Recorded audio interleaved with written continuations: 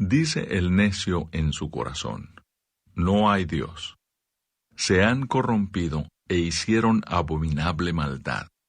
No hay quien haga bien.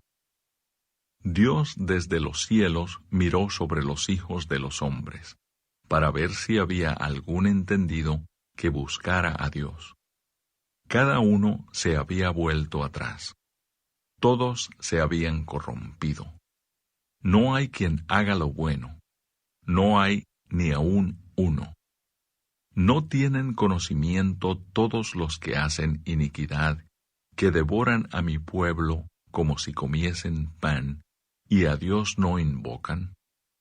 Allí se sobresaltaron de pavor, donde no había miedo, porque Dios ha esparcido los huesos del que puso asedio contra ti.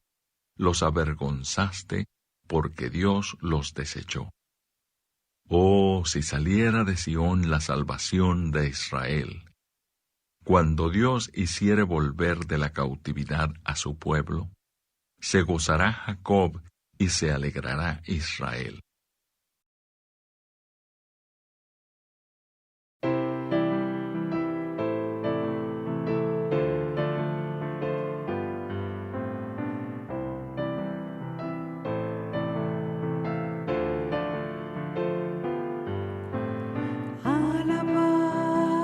Nuestro Dios en su santuario, por la hermosura de su cielo, por sus proezas alabadle a Él, alabadle por la grandeza de su nombre, con el sonido de bocina, salterio y arpa a la vez cantad, alabadle con el alegre pandero, con el candor de la danza, cantad con gozo al Señor,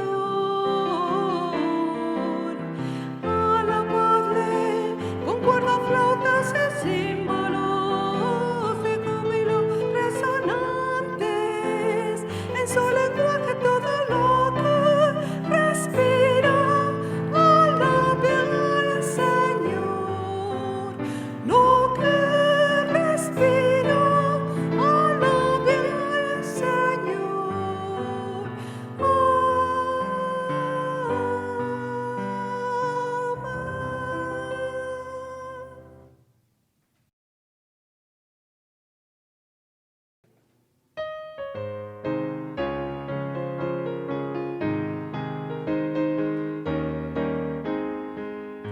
Grande gozo hay en mi alma hoy, pues Jesús conmigo está, hizo más que ya gozando estoy, por siempre durará.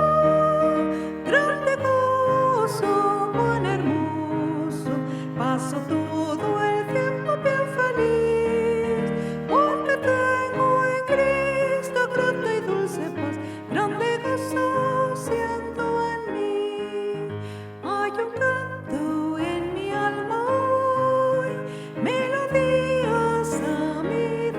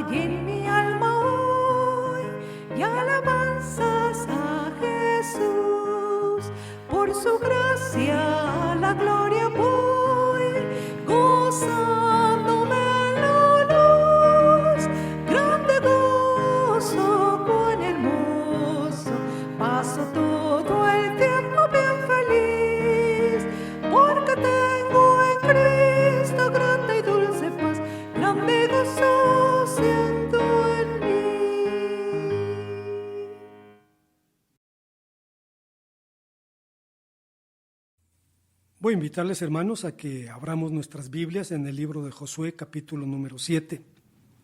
El libro de Josué, capítulo número 7, para leer los versículos 1 al versículo número 7. Josué, capítulo 7, versículos 1 al versículo 7. La palabra del Señor dice: Pero los hijos de Israel cometieron una prevaricación en cuanto al anatema, porque Acán, hijo de Carmí, hijo de Zabdí, hijo de Sera, de la tribu de Judá, tomó del anatema, y la ira del Señor se encendió contra los hijos de Israel. Después Josué envió hombres desde Jericó a Jai, que estaba junto a Bet-Aven, hacia el oriente de Betel, y les habló diciendo: Subid y reconoced la tierra. Y ellos subieron y reconocieron a Jai. Y volviendo a Josué le dijeron: No suba todo el pueblo, sino suban como 2,000 o 3,000 hombres, y tomarán Jai. No fatigues a todo este pueblo yendo allí, porque son pocos. Y subieron allí del pueblo como 3,000 hombres, los cuales huyeron delante de los de Jai. Y los de Jai mataron de ellos a unos 36 hombres, y les siguieron desde la puerta de Sebarim, y los derrotaron en la bajada, por lo cual el corazón del pueblo desfalleció y vino a ser como agua. Entonces Josué rompió sus vestidos y se postró en tierra sobre su rostro delante del arca del Señor hasta caer la tarde, y los ancianos de Israel y echaron polvo sobre sus cabezas, y Josué dijo: soberano Señor, ¿por qué hiciste pasar a este pueblo el Jordán para entregarnos en manos de los amorreos para que nos destruyan? Ojalá nos hubiésemos quedado al otro lado del Jordán. Una vez más, hermanos, es una bendición reunirnos, al menos virtualmente, para meditar en la palabra de nuestro Dios. Para pensar en este pasaje en el libro de Josué, capítulo 7, versículos 1 al 7, en el tema que hemos titulado Decisiones imprescindibles para el manejo de una crisis. Contra lo que algunos predican, vivir en Cristo no significa vivir en una esfera de cristal, lejos de los sinsabores, los dolores y los males de este mundo. Seguramente por eso Carlos Schulz dibujó a Charlie Brown, el adorable loser, regresando a casa después de perder otro partido de béisbol y preguntándose ¿por qué siempre perdemos si somos tan sinceros? En algún momento todo verdadero cristiano tendrá que experimentar adversidades, y negarlo no lo librará de esta experiencia. Los mejores hombres de Dios han enfrentado crisis de fe, así que la pregunta de Charlie Brown bien pudiera formularla Josué, hijo de Nun, tras la inesperada derrota ante los pobladores de Jai. Lo sorprendente es que esa ciudad, entre comillas, era realmente una montaña de escombros. De hecho, Jai en hebreo significa la ruina. En la guerra se gana o se pierde, pero desde el punto de vista militar una pequeña derrota podría significar un punto de inflexión en la conquista. Podía unificar a los reinos cananeos contra Israel, y sin embargo el texto enseña que el verdadero problema de Israel no era militar. Su verdadero problema era de naturaleza espiritual. La conquista de la tierra prometida no era una empresa imperialista y tampoco un acto de pillaje. Era el cumplimiento de una antigua promesa, aunque una promesa condicional. Dios proveería a su pueblo de una heredad mientras el pueblo se mantuviera dentro del pacto. Como consecuencia de la prevaricación de Israel, la derrota de Jai era un recordatorio de que por sí solos los hijos de Israel no podrían materializar la conquista. ¿Cómo manejó Josué la crisis? Lo hizo tomando 3 decisiones imprescindibles. Veamos cuáles fueron. Antes de pensar en las enseñanzas de este pasaje, debemos recordar que el apóstol San Pablo nos dice en su carta a los romanos que lo que la Biblia dice, lo dice por causa de nosotros y lo dice para nosotros.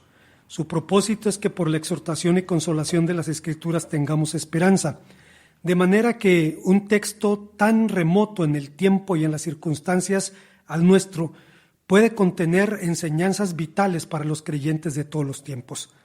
La primera de ellas es que Josué manejó la crisis buscando sinceramente a Dios en primer lugar.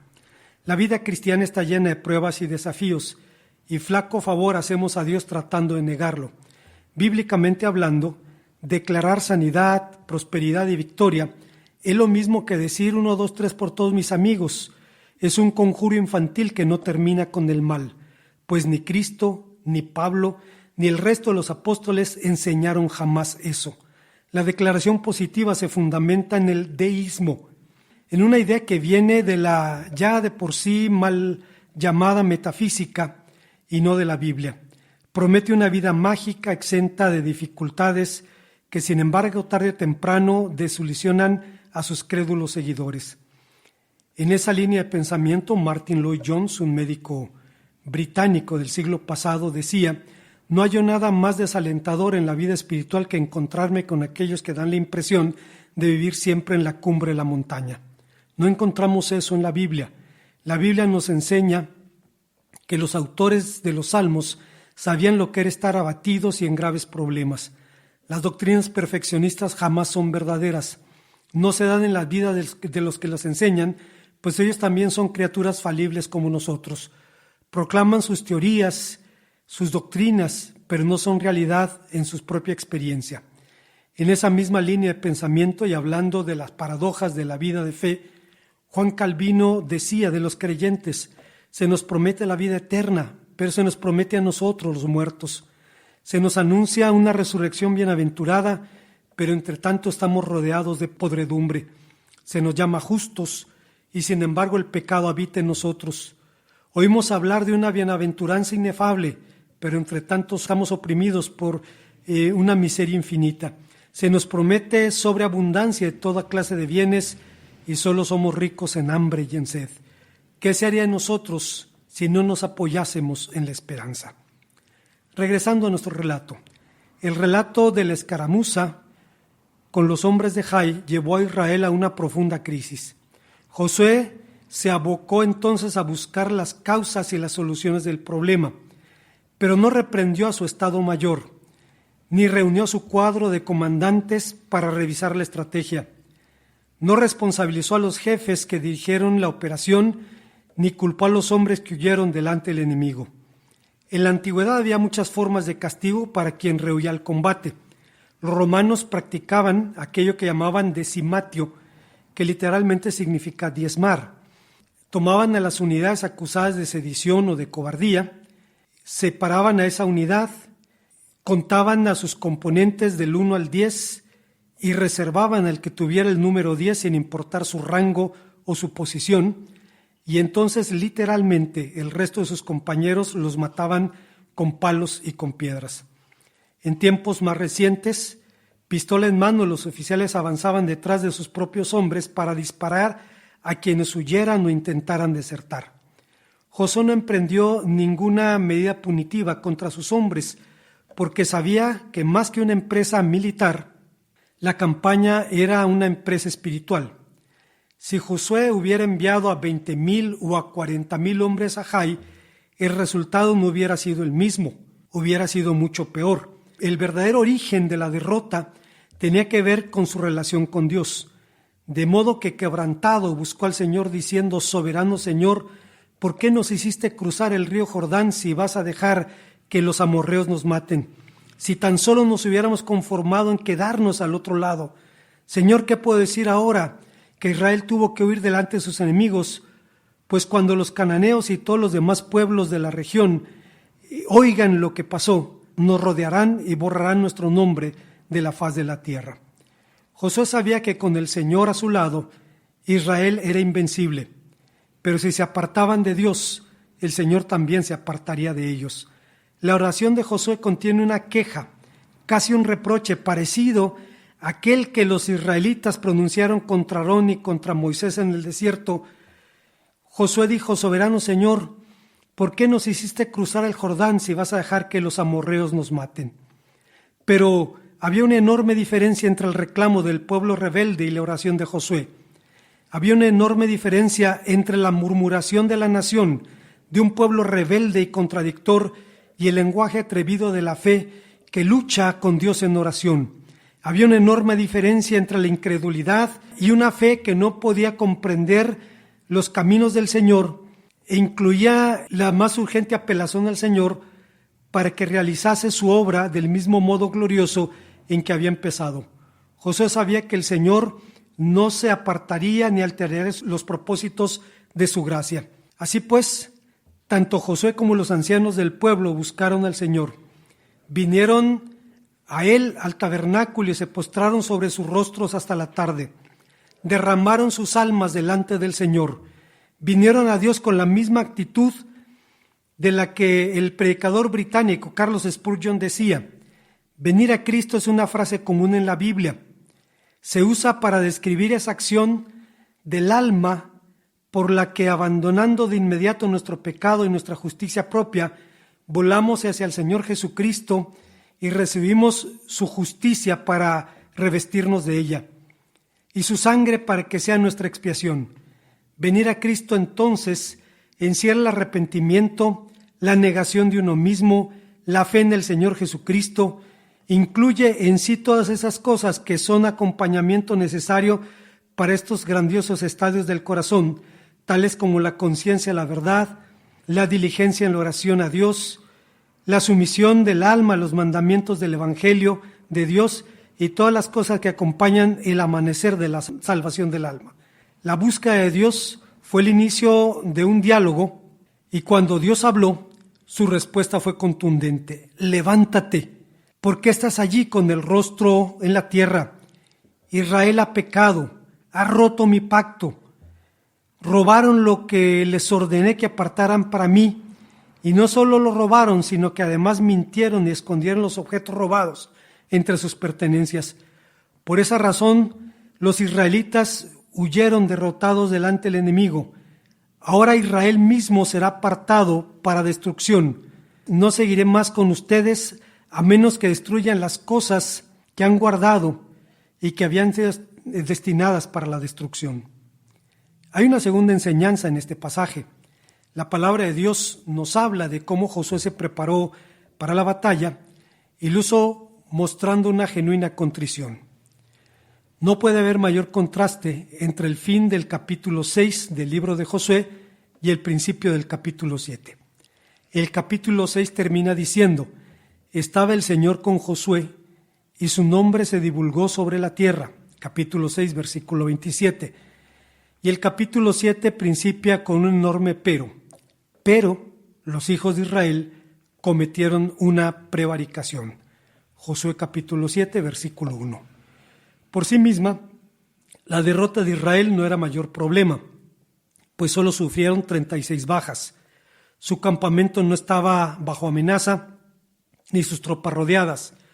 El problema era el temor que se apoderó de la nación al verse vulnerable. El texto dice que los israelitas quedaron paralizados de miedo ante esto y su valentía se desvaneció. De suyo, participar en un combate es una experiencia intimidante. El general Francisco L. Urquizo, el llamado novelista El Soldado, pone en los labios del protagonista de su novela llamada Tropa Vieja el ambiente previo a la toma de la ciudad de Torreón en 1911. Dice: había temorcillo, puede ser que hasta miedo.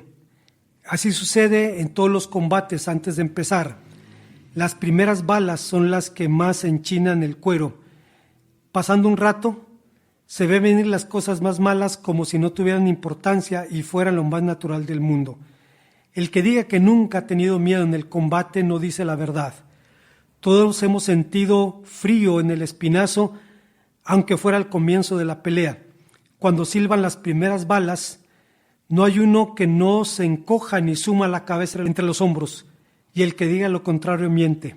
Unos lo confiesan, otros se dan de muy machos, pero todos lo sienten, aunque no lo digan. En la antigüedad bíblica las cosas eran peores. Los combates eran cuerpo a cuerpo. Los combatientes veían a sus rivales a los ojos y esto debía resultar intimidante. Por esa razón la ley de Moisés incluyó entre las leyes de la guerra la siguiente cláusula: si alguno tiene miedo y le falta valor, que se vaya a su casa para que no acobarde también a sus compañeros. Deuteronomio capítulo 20, versículo 8. Obviamente el medroso se libraba de la batalla, libraba su vida de los peligros de la guerra, pero no libraba su existencia del estigma de la cobardía. Pero el problema de Israel no era tampoco psicológico o de orden social. Su problema era espiritual. El pueblo había cometido prevaricación, y el nombre hebreo para este término es ma'al, que significa traición, deslealtad, felonía. había desobedecido deliberadamente a una orden expresa del Señor. Había entonces razones para temer a Dios y no a los hombres. Temer a los hombres llevaría a Israel a una catástrofe mayor. Alguien dijo respecto a esta clase de temor: el temor nos susurra que Dios no es suficientemente grande para cuidar de nosotros. Nos dice que no estamos verdaderamente seguros en sus manos. Nos hace distorsionar la manera en que pensamos acerca de Él. El miedo ha creado más herejes que los que ha suscitado una mala teología, puesto que nos hace vivir como si sirviéramos a un Dios limitado, finito, casi ausente y semi-competente. El temor de Dios es todo lo contrario. Cuando alguien teme a Dios, ya no le teme a nadie, mientras que cuando alguien no teme a Dios, terminará temiéndole incluso a su propia sombra. Pero no era el caso de Josué. Josué procedió a rasgar sus vestiduras como signo de arrepentimiento. Mostró los signos externos de su quebranto interno, de su verdadera contrición. Eres Sproul, un predicador reformado que ahora está con el Señor, define esta actitud de la siguiente manera: los teólogos distinguen dos tipos de arrepentimiento. El primero es llamado atrición. La atrición es el arrepentimiento falso o espurio. Comprende el remordimiento causado por el temor al castigo o por perder la bendición. Cualquier padre ha comprobado la atrición de su hijo cuando lo descubre con las manos en la masa. El niño, temiendo una paliza, le dice: lo siento, no me pegues. Estas plegarias, junto con algunas lágrimas de cocodrilo, no suelen ser signos de un arrepentimiento genuino causado por el mal. Fue ese tipo de arrepentimiento que exhibió Esaú. No se lamentaba haber pecado, sino haber perdido la primogenitura. La atrición entonces es el arrepentimiento motivado por un intento de obtener un boleto que nos saque del infierno y de evitar el castigo. La contrición, en cambio, es el arrepentimiento verdadero y piadoso. Es genuino, comprende un remordimiento profundo por haber ofendido a Dios. La persona contrita confiesa su pecado de manera abierta y completa, sin intentar buscar excusas o justificarlas. Este reconocimiento del pecado viene acompañado de la voluntad de hacer una restitución siempre que sea posible y una resolución de abandonar el pecado. Este es el espíritu que exhibió el salmista en el Salmo 51 cuando decía: crea en mí, oh Dios, un corazón limpio y renueva un espíritu recto dentro de mí. Los sacrificios de Dios son el espíritu quebrantado, al corazón contrito y humillado no despreciarás tú. Cuando vamos, hermanos, a este pasaje y encontramos a Josué en esta postración, vemos una evidencia de su genuino arrepentimiento y la búsqueda sincera de Dios y de su misericordia. Hay una tercera y última enseñanza. Entre las decisiones que Josué tomó para enfrentar esta situación, la palabra de Dios nos dice que tomó las medidas radicales para solucionar su problema. Josué recibió claras directrices sobre lo que debía hacer para cortar el mal de Israel. Le fue dicho: anatema hay en medio de Israel. No podrás hacer frente a tus enemigos hasta que hayas quitado el anatema de en medio de vosotros. Aunque solo Acán prevaricó contra Dios, 36 hombres cayeron por su pecado, lo que nos recuerda que nuestros hechos no solo nos afectan a nosotros mismos, afectan a los demás, afectan especialmente a nuestros seres amados. La respuesta divina fue: quita el anatema de en medio de Israel. En otras palabras, Josué debía cortar radicalmente con la causa de la crisis. Hoy día escuchamos objeciones, entre comillas, moralistas al concepto de jerem, que se traduce como anatema. Dios había ordenado a Israel: el botín obtenido en la batalla debía ser destruido como signo de una consagración a Él. Se ha dicho que la bondad de Dios no es compatible con una sentencia de muerte a un hombre que cometió un simple acto de pillaje. Pero si lo pensamos bien, es posible que después de todo este concepto no nos resulte tan extraño. Al margen de nuestra opinión personal sobre la pena de muerte, en lo personal soy enemigo, basado en la Biblia, a la pena de muerte. Al margen de eso, legislaciones vigentes en países desarrollados contemplan la pena de muerte en casos, por ejemplo, de traición en estado de guerra. La pena de muerte se contempla en los países civilizados cuando bienes supremos como la vida, la libertad, la independencia se ven amenazados. El actual Estado de Israel, heredero directo de las tradiciones del Antiguo Testamento, nació con una constitución sin pena de muerte, que solo fue enmendada para poder colgar al SS coronel Adolf Eichmann por crímenes de lesa humanidad en el cuerpo del pueblo judío. Desde la creación de un pueblo cuyo credo es el monoteísmo radical, el delito de Acán fue el más aborrecible de todos los crímenes. Fue, como dice en Números 15:30, un delito de mano alzada, un crimen de lesa majestad, un delito contra el rey. Pero algo interesante había también en el método de investigación de Josué.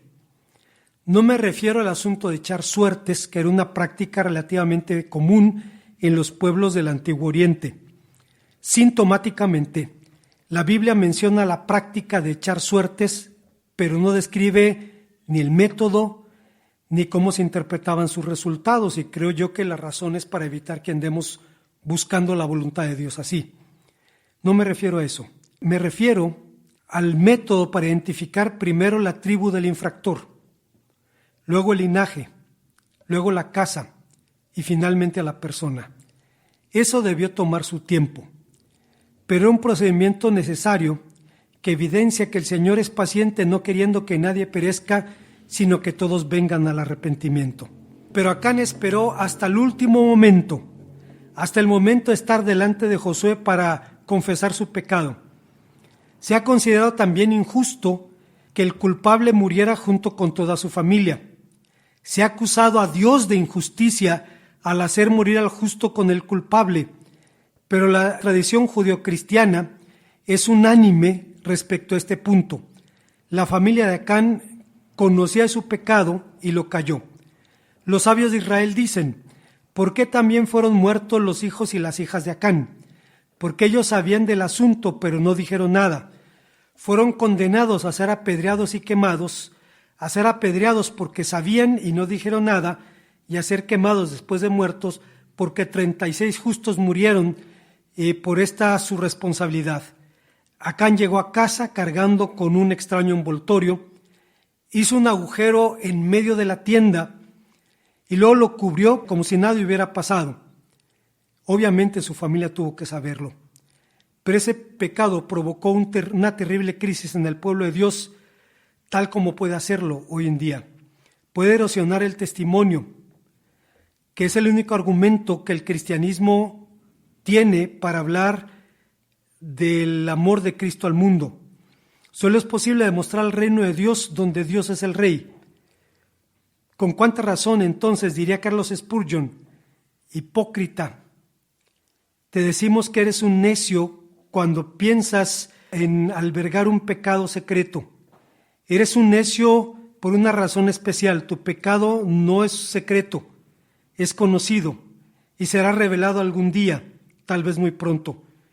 Tu pecado no es secreto, el ojo de Dios lo ha visto.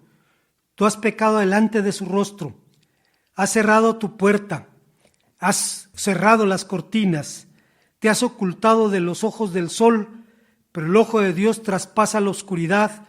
La sombra que te rodea es tan clara para Él como la luz del mediodía en el verano para aquel que ve todas las cosas. ¿Acaso no sabes, oh hombre, que todas las cosas están desnudas y abiertas delante de los ojos de aquel ante quien tendremos que dar cuentas? Cuando el sacerdote hundía su cuchillo en las entrañas de una víctima, descubría el corazón y el hígado y todo lo que estaba contenido adentro. Así tú, oh hombre, visto por Dios, cortado en dos mitades por el Todopoderoso, no tienes ninguna cámara secreta donde te puedas esconder, no tienes un sótano oscuro donde puedas encubrir tu alma. No es posible que te escondas de Dios porque tu pecado ha sido fotografiado en el cielo. En suma, no es de escandalizarnos la ejecución de Acán, ni debe tampoco movernos a la conmiseración, pues cada uno de nosotros llevamos un Acán dentro. Se trata justamente de eso, de matarlo, Mientras no lo hagamos, no seremos libres de esos peligros. Como conclusión, para una fuerza de ocupación, mostrar debilidad es invitar al desastre. Fue lo que ocurrió con el ejército español en Marruecos en 1921. El próximo año van a ser 100 de este acontecimiento. Los insurgentes marroquíes liquidaron al ejército español en el llamado desastre de Anual. Cuando los patriotas marroquíes vieron las debilidades de los españoles, incrementaron sus efectivos de 3,000 a 11,000 hombres, engrosados por empleados de la corona española, policías nativos y, entre comillas, tribus aliadas de España. Los españoles tuvieron que enfrentar entonces una rebelión generalizada, una verdadera yihad que terminó en un desastre total. Se estima que las bajas españolas fueron 10,000, en una proporción de 10-1, 10 españoles por cada marroquí. Algo sorprendente porque en la guerra de Vietnam hubo 58,000 bajas norteamericanas contra 1,100,000 vietnamitas. Es decir, para matar a un norteamericano tuvieron que morir 61,111 vietnamitas. Sumado a sus bajas, los españoles sufrieron también las pérdidas de todo el material de guerra, la destrucción de la infraestructura colonial. Peor aún, después de casi 100 años, ver las fotografías de los cadáveres momificados de los soldados españoles desnudos y despojados de sus bienes es algo que sigue siendo sumamente perturbador. Esto puede darnos una idea de los fantasmas que en su momento debieron atormentar a los líderes de Israel tras la derrota. Esa fue la razón de su profunda crisis, pero también la razón de su oportunidad. Matthew Henry, comentarista bíblico puritano que vivió hace 300 años, dice respecto a este incidente: fue una victoria costosa para los cananeos, porque debido a ella Israel despertó, hizo reformas, se reconcilió con Dios, y debido a ello Israel despertó y el pueblo de Canaán se endureció para su propia ruina. ¿Qué nos enseña este relato? Que las crisis no se rehuyen, se enfrentan, que la copa amarga pasa cuando la tomamos, que a Dios le importa más nuestro carácter que nuestros sentimientos, más nuestra eternidad que nuestra tranquilidad. Pero nos enseña también que el camino para el manejo de toda crisis es muy claro. Primero nos enseña que en todo momento y especialmente en los momentos difíciles debemos buscar a Dios con todo el corazón. En segundo lugar, nos enseña que el arrepentimiento, la genuina contrición, es la mejor vía para acercarnos a Él. Y finalmente nos enseña que una vez que tenemos palabra suya, debemos ponerla por obra, aun cuando nos resulte costoso, aun cuando tengamos que prescindir de aquello que más amamos, incluidos nuestros pecados favoritos. Resulta sintomático que tras la victoria sobre la ciudadela de Hai, Josué convocara al pueblo para ofrecer al Señor un sacrificio de paz y para escribir y para leer la ley delante de ellos. Dice Josué capítulo 8, versículos 30 al 35. Después de esto leyó todas las palabras de la ley, las bendiciones y las maldiciones conforme a lo que está escrito en el libro de la ley. No hubo palabra alguna de todo cuanto Moisés mandó que Josué no hiciera leer delante de la congregación de Israel, de las mujeres, de los niños y de los extranjeros que moraban con ellos. Cuando finalmente Israel se reconcilió con Dios, Josué ofreció ese sacrificio con el cual se declaraba en paz y en armonía con Dios, y finalmente hizo leer la ley al pueblo para recordar sus estatutos, sus bendiciones y sus maldiciones. Una historia intensa de la que nos encontramos distanciados en el tiempo y en el espacio, pero que contiene lecciones vigentes para los creyentes de todos los tiempos. Oremos a nuestro Dios. Gracias, Padre, te damos una vez más, porque nos permites venir a tu palabra y encontrar en un pasaje tan intenso un testimonio de cómo manejar las situaciones, qué decisiones tomar ante una crisis como esta. Queremos rogarte que hables a nuestra vida por tu palabra, te lo suplicamos en el nombre de Cristo. Amén. Una vez más, hermanos, esperamos, anhelamos el momento en que podamos reunirnos una vez más. Por las condiciones de la pandemia seguramente tendrá que posponerse el regreso, pero estamos pendientes. Les suplico que tomen en cuenta la página de la iglesia para estar pendientes de cualquier indicación respecto al retorno. Dios nos bendiga.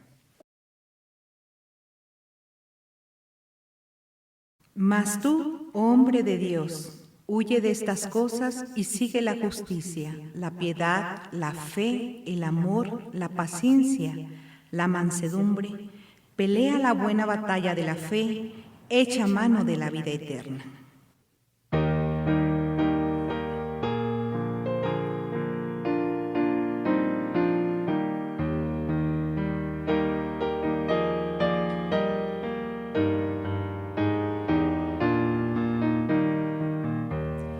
Firme hacia adelante, huestes de la fe, sin temor alguno, que Jesús nos ve. Jefe soberano, Cristo al frente va, y la red enseña.